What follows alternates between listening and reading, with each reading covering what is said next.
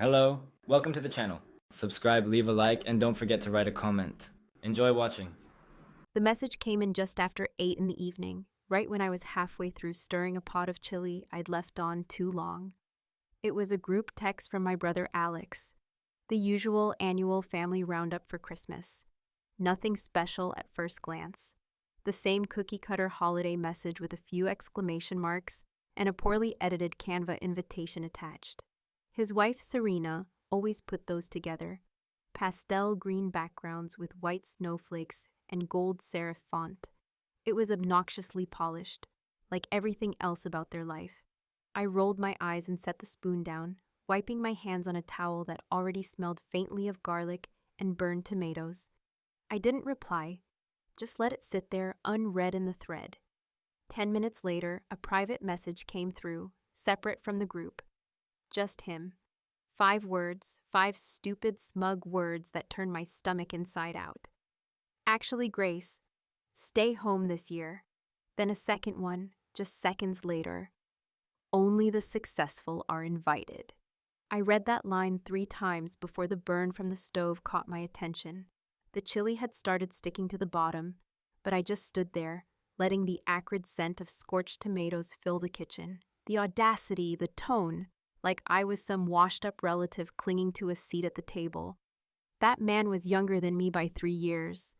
When he was still crashing on his friend's sofa in Pasadena, surviving off protein bars and startup dreams, I was already grinding 12-hour shifts to keep a roof over Mom's head and pay for her insulin. But sure, only the successful should be present this year. I didn't respond, didn't say a word, just stared at that stupid message, heart climbing into my throat with every second. I didn't cry. I've had worse things said to me.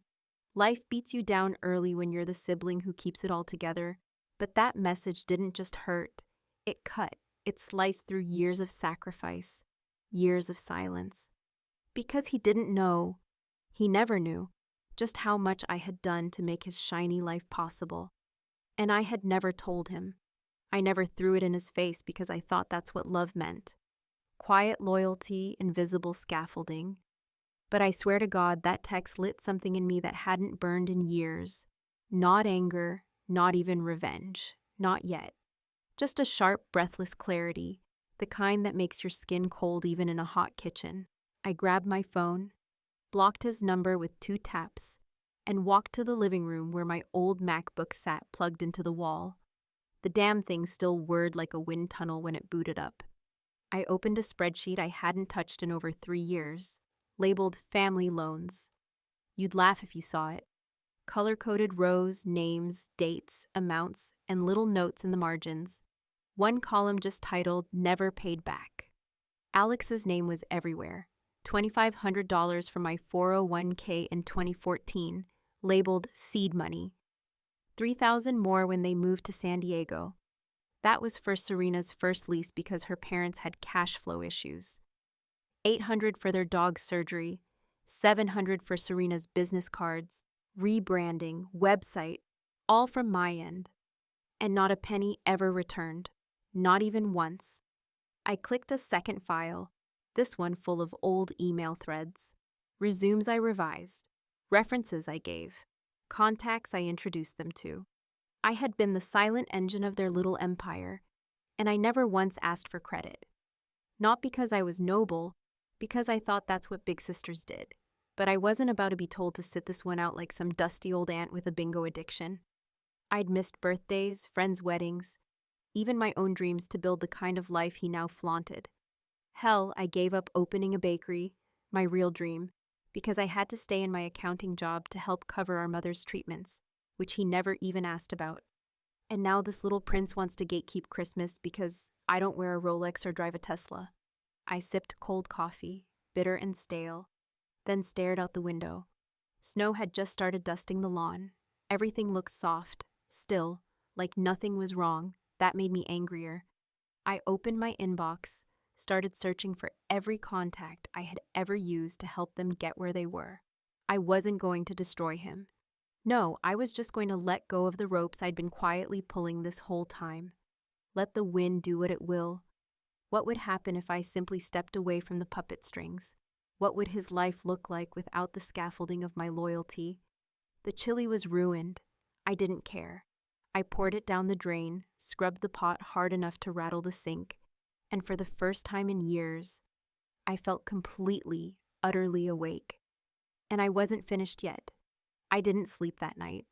Not because I was emotional or devastated or curled up in bed sobbing like some character in a grocery store paperback, but because my mind wouldn't stop moving, sorting, listing, remembering. I lay there in the dark, staring at the uneven plaster on my bedroom ceiling, cataloging every favor, every financial gift, every time I pulled Alex or Serena out of a ditch they didn't even know they were standing in. It's a funny thing how your memory sharpens in the dead of night when you're alone with nothing but silence and an old ceiling fan clicking above your head like a metronome for your bitterness. By 6 in the morning, I was back at my computer, wrapped in a faded college hoodie and drinking instant coffee that tasted like burnt dust. I opened a folder labeled Personal, Archived, and started going through emails. One by one, they painted a clear picture. It wasn't just about the money. It was about the web I'd spun without ever asking for recognition. Back in 2013, Alex had come to me in tears, actual tears, because he had been rejected by 3 banks. No one wanted to give a 26-year-old tech dropout a loan, so I gave him the initial check from my retirement savings, something I was quietly rebuilding to this day, and signed off as a co-investor to give him legitimacy. With a few old connections I had made, working as a junior accountant for a tech incubator in my 20s.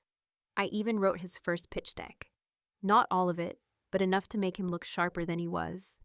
Later that same year, I gave Serena a glowing reference to land her spot at Larkin Lowe, a boutique marketing firm where one of my college roommates happened to work in HR.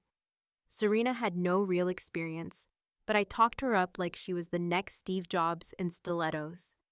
She got the job. They moved into a new condo within 6 months. That condo's security deposit, came from my emergency savings, which I had squirreled away slowly while skipping vacations and packing homemade lunches in Tupperware for a decade.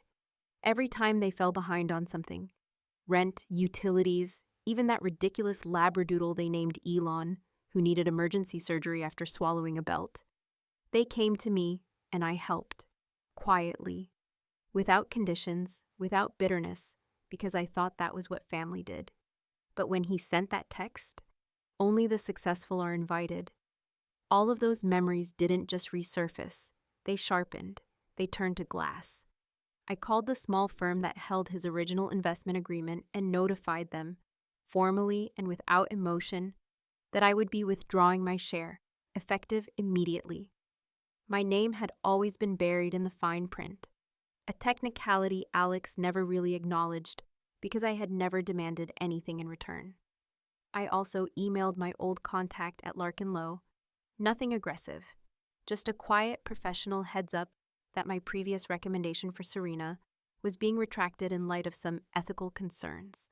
It would likely go nowhere, but it planted a seed of doubt in a place where image meant everything. I canceled the storage unit in Pasadena that Alex had put under my name, the one holding all the old equipment from his first office that he swore he'd circle back to someday, but never did. I had been paying for that thing for over 5 years. No thank you, no repayment, not even a passing mention at dinner. Just another burden I carried like it weighed nothing. I clicked through pages of online forms, updated accounts, sent polite but firm messages, each one peeling away another layer of support that had once made his world possible. And I didn't feel cruel. I didn't feel like a villain. I felt like someone who had been holding up a house from the basement and had finally, simply, walked out. It wasn't sabotage. It wasn't destruction. It was release. Letting go of a weight that was never mine to carry alone. Around mid-morning, I found myself digging through a shoebox of old photos. Not out of nostalgia. I think I was looking for proof. Something to remind me why I ever loved that boy in the first place. And there it was, a Polaroid from 1997, both of us in matching Christmas sweaters, sitting on the porch outside our mother's rental duplex, holding hot cocoa with dollar store candy canes melting in the cups. He was maybe 10, I was 13. I remembered that day clearly. He had gotten into a fight at school, came home with a bruised lip, and didn't want to talk. I sat with him for hours until he finally broke down and told me everything. That night, I snuck into our dad's office and flushed his whiskey down the toilet. It was the first time I ever took a stand for Alex. It wasn't the last. That's what made the betrayal hurt more than the insult. Because deep down, he used to know who I was, who I am. Somewhere along the way, he forgot. Got caught up in the smoke and mirrors of success. Started thinking money and titles made a person worthy of love or celebration. He forgot that while he was building his image, I was sacrificing my reality. He stopped seeing me. Maybe he never really did. I was halfway through organizing my financial statements when the first call came in. Unknown number, straight to voicemail. 30 seconds later, another one. This time from Serena. I didn't answer. Let it ring. The message that followed was short and panicked. Her voice was tight, frazzled, just barely holding it together. Something about Alex's company, something about a freeze. Something was wrong, and they didn't know why. I stood in the kitchen staring at the phone on the counter as her words repeated in the background. That hollow tone of a life cracking under pressure. I poured myself another cup of that terrible coffee, leaned against the counter, and exhaled. I hadn't even gotten started. The first real sign that something had shifted came late the next evening, when the power in my living room flickered twice, paused, and came back on with a soft, mechanical sigh, like even the walls were exhaling after holding their breath. I wasn't startled. Our neighborhood was old, the grid finicky, but it felt like a metaphor nonetheless. That uneasy, quiet warning that something just under the surface was preparing to collapse. And in this case, it wasn't my power lines. It was my brother's kingdom, one fluorescent bulb at a time. I had spent the better part of that day in a strange state of calm, almost meditative. There was no music playing, no TV, no podcast running in the background. Just the sound of my fingers on the keyboard, the occasional hum of my space heater, and the endless stream of documents I had dug out from folders I hadn't opened in years. The more I looked, the more I realized how far my influence had reached. Not in some sinister, manipulative way, but in a quiet, consistent pattern of stepping in, stepping up, and never once asking for anything in return. I found a tax form from the year Alex had filed as a sole proprietor, and I remembered that I'd helped him clean up a few items so that a loan wouldn't get held up. At the time, it seemed harmless. A few tweaks here and there, nothing that would draw attention, but now I looked at it with new eyes, older eyes. That was the year he got a massive investment from a West Coast firm, something he'd bragged about for months. I remembered the call. He told me, "Sis, you saved my ass. I owe you dinner and a Tesla test drive." Of course, there was no dinner, no car, just the slow, quiet erosion of gratitude, year after year, until all that was left was that smug little message he'd sent about who counted as successful. I didn't think twice before forwarding that form to the firm's internal audit email, anonymously, of course, not maliciously, not with any long-winded explanation, just a simple, well-worded subject line. And the attachment. Let the paper speak for itself. Let the cracks begin where the paint was already peeling. I didn't have to blow anything up. I just stopped being the duct tape. It wasn't 2 hours later that I got another voicemail. This one longer, shakier. Serena again. Her voice was tight, controlled in that way people sound when they're trying not to let anyone in the background hear the panic. She said the board was asking questions. Something about old filings, old loans. They didn't understand where certain funds had come from. "Do you know anything about this?" she asked, as if we hadn't spoken in months, as if she hadn't also quietly participated in icing me out of the family narrative, replacing me with champagne brunches and curated Instagram captions. I didn't return the call. Instead, I sat down with a cup of tea that had long gone cold and reread an old email from Alex dated January of 2015. It was the one he sent after his first successful pitch to a real investor, when he'd just started gaining traction and was still sleeping in a rented room with a water-stained ceiling and no air conditioning. He had written, "Grace, I know I never say it enough, but I'd be nothing without you. You're my anchor. Someday I'll make it up to you, I promise." He ended it with a smiley face and the words, "Big things coming." I remember when I read it the first time, I cried. Now I just stared at it, numb. Not because I didn't feel anything, but because I felt too many things all at once. Grief, resentment, pride, guilt, and something else underneath. The faint ache of a sister who still remembered the little boy who used to follow her around the backyard with grass-stained knees and a fistful of broken sticks he called swords. The problem wasn't that Alex had changed. The problem was that I hadn't told him I was changing too. I had been growing tired, growing resentful, and he never noticed. And maybe that was my fault. But that didn't make his cruelty any less real. Around midnight, I found myself scrolling through his company's website. It was glossy, elegant, filled with mission statements that meant nothing and press photos that looked like they belonged to a modeling agency. I noticed they had quietly removed a founding story section, the one that used to mention his family, his early struggles, and the support system that believed in him before anyone else did. That line used to be there. I remembered it because I helped write it. Now it was gone, just like I had been erased. As I closed the tab, I noticed a strange quietness in my apartment, the kind of hush that only comes when you realize you're at the end of something, even if you don't know what comes next. I stared at the phone, half expecting it to ring again, half hoping it wouldn't, but the silence held. And then, right when I stood to turn off the lights and put an end to the day, a soft knock echoed from the front door. Not urgent, not loud, just enough to send a chill down my spine. I walked slowly, cautiously, peering through the peephole.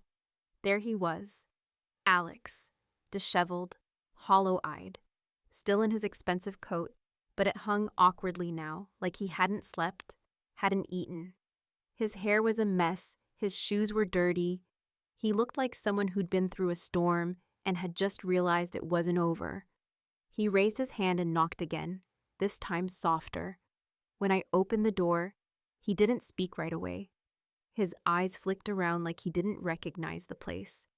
Or maybe like he didn't expect me to actually answer. Then finally his voice. Low, raw, unsure. "Grace," he said. "I didn't know. Please, I need to talk." I didn't move, didn't speak, just stood there, staring at the brother who had once called me his anchor, and now stood on the threshold of a life I had quietly helped build, asking for something I wasn't sure I had left to give. And I had no idea what I was going to say. He didn't wait for me to invite him in. I don't even think he noticed whether I stepped aside or not. The moment I unlatched the door, Alex brushed past me like a man being chased by something much larger than himself, like someone who'd been wandering a desert and had finally spotted a drop of water. He moved without grace, without any of that confident, performative energy he always carried around like a trophy. He sank into the armchair near the window, the same one Mom used to sit in during the last winter of her life.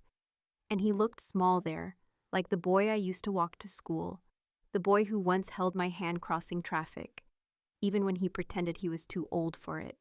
He didn't say anything for a full minute, and I let the silence stretch. I wasn't going to rush to comfort him, not after the last few days, not after that message, that line. Only the successful are invited. It still echoed in my head, not just because it hurt, but because of the bitter absurdity of it.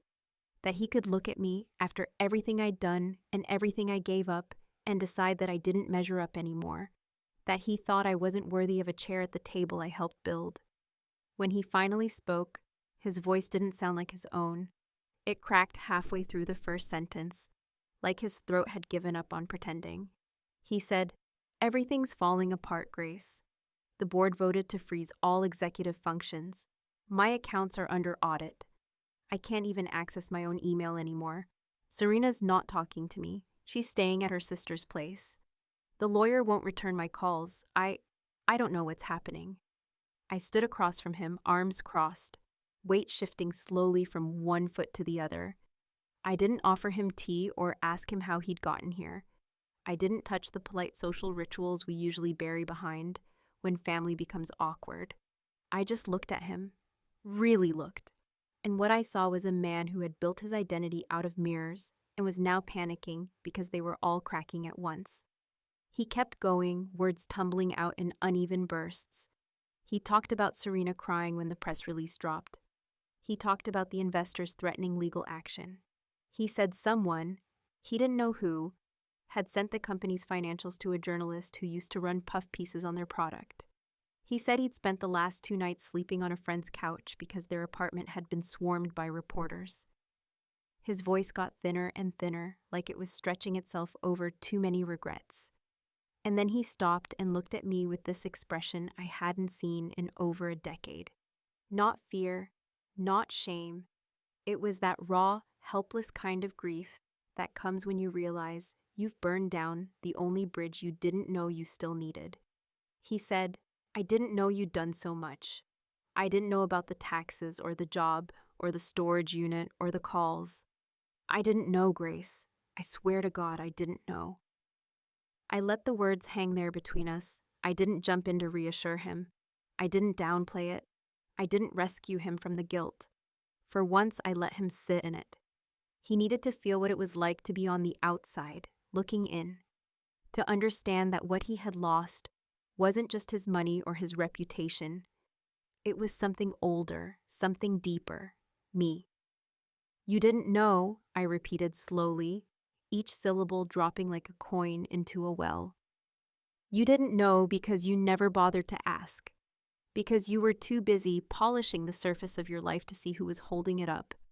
You didn't know because I didn't scream for attention, because I was tired, and being tired doesn't make you visible. It makes you disposable." He bowed his head, elbows on his knees, fingers locked together like he was praying for forgiveness. But this wasn't about forgiveness. Not yet. Maybe not ever. "I thought you were doing okay," he said. "I thought you were content. You never said you needed anything." I almost laughed, but the sound caught in my throat and came out more like a cough. It wasn't about needing.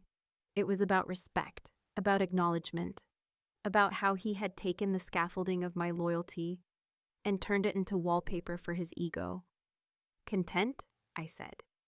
"You told me not to come to Christmas, Alex. Do you know how humiliating that was? Do you know what it feels like to get that message from your own brother after everything? After Mom died, I was the one who kept us together. You disappeared. I stayed. I cleaned up her blood, handled the bills, held her hand when she forgot your name, but I guess that didn't count. Because I'm not successful. Because I don't have a verified account or a driver in the driveway." He flinched like I had slapped him. Good, let it sting. We didn't speak for a long while after that. Just sat in that room full of things left unsaid for years. The air felt thicker than usual, like the weight of 1,000 holidays was pressing down around us. Then he asked the question I knew was coming, the one I'd been bracing for since he showed up. "Can you help me fix this? Not can you forgive me, not can we talk? No, just that. Fix this." And that's when it hit me, harder than anything else. He still didn't understand. He didn't want healing. He wanted repair. He wanted the scaffolding back, the safety net, the quiet sister who made things better while he smiled for the camera. I walked to the window, stared out at the snow that had started falling in soft sheets across the street, covering everything in that temporary, beautiful lie of purity.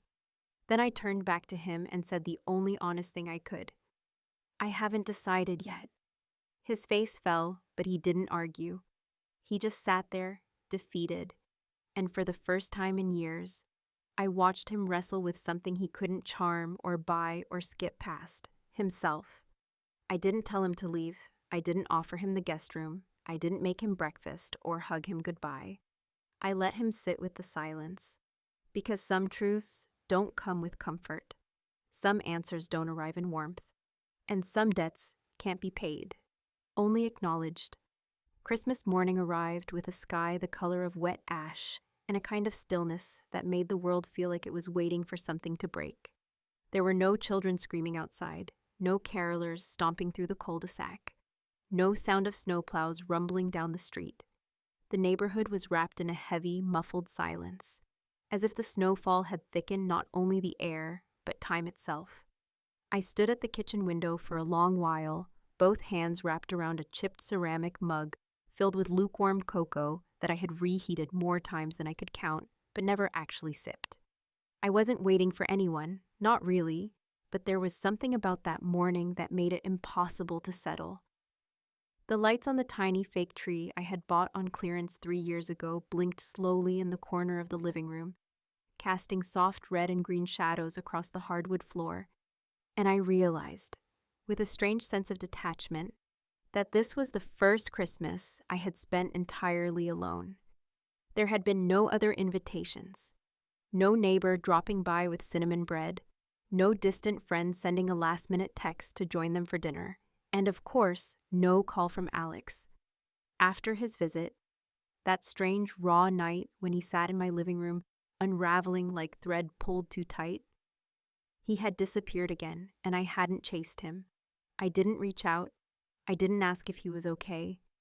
I didn't follow up, because for once, I was letting things be what they were instead of what I forced them to be. I had spent too many years being the fixer, the silent support beam, the person who always stepped in before anything could truly fall apart. But this time, I had let it fall, and I was still standing. That surprised me more than anything. Around noon, I set a plate for one. Leftovers from the night before, roast chicken, mashed sweet potatoes, the kind of meal you make out of habit more than celebration. I didn't light a candle or turn on music or pretend to dress it up with some illusion of festivity. I simply ate, slowly and quietly, listening to the radiator creak and hiss as the old building tried its best to stay warm. At one point, I reached for my phone, not to scroll, not to check messages. There were none, but just to feel something familiar in my hands. That was when I saw it, a single unread message. No subject, no preview, just a timestamp from 5 minutes earlier and a name I didn't expect to see. Alex. For a moment, I stared at it, the way you stare at a letter you're not sure you want to open. Because once you read it, you can't unread it. Whatever it contained would change something, even if just a little. Eventually, curiosity won over reluctance, and I tapped it open. It wasn't a long message, just one image and one sentence. The photo showed a wrapped box with a red ribbon sitting on my front step, resting on the worn welcome mat I'd bought at a garage sale for $2. The message read, "This time we're coming to you." I didn't rush to the door. I didn't leap up in hope or horror. I simply stood, placed my phone on the table, and walked slowly toward the entrance, my footsteps muted against the wood. When I opened the door, the box was there, exactly as pictured, nestled under a dusting of snow that had just begun to fall again. Inside was a small envelope, thick, heavy paper, the kind you don't use unless you mean something, and in it, a handwritten card in Alex's uneven cursive. "You've always been the one who made it feel like home. We were just too stupid to realize it. We'd like to spend Christmas with you, if you'll have us." It was signed by both Alex and Serena. There was no apology in the note, no groveling, no explanation or justification or performative remorse. Just the truth, written plainly. Acknowledgement. An invitation, this time not to their house, their world, their curated version of what a family gathering should look like, but to mine. To my small, quiet, uneven life, the one they had once deemed too ordinary, too unspectacular to be part of. And somehow, that made it more real. 10 minutes later, they arrived. No coats draped in status symbols, no camera-ready smiles or designer boots. Just the two of them, shivering and unsure, holding a mismatched pie dish and a bottle of something I didn't bother to read. Serena's eyes were red-rimmed, not from crying, but from being human, from perhaps finally understanding something she never had to before. Alex looked at me like a man who had learned the hard way that being right is worthless when you're alone. I didn't say yes. I didn't say no either. I simply stepped aside. We sat around my small table, the one I had inherited from our mother's apartment, the same one where she used to make instant pancakes on Sundays. We ate leftovers with plastic forks and drank wine out of coffee mugs. And for the first time in years, there was no performance, no posturing, no subtle games of who was doing better, who had earned more, who had climbed higher. There was just the sound of people trying, imperfectly, but sincerely, to start again. I didn't forget the hurt. I didn't erase the years of being taken for granted. I didn't suddenly feel healed or whole or vindicated, but I did feel present. I felt seen, and maybe that was enough. As the afternoon wore on and the snow fell heavier, we talked, not about the company or the press or the money, but about the past, the little things.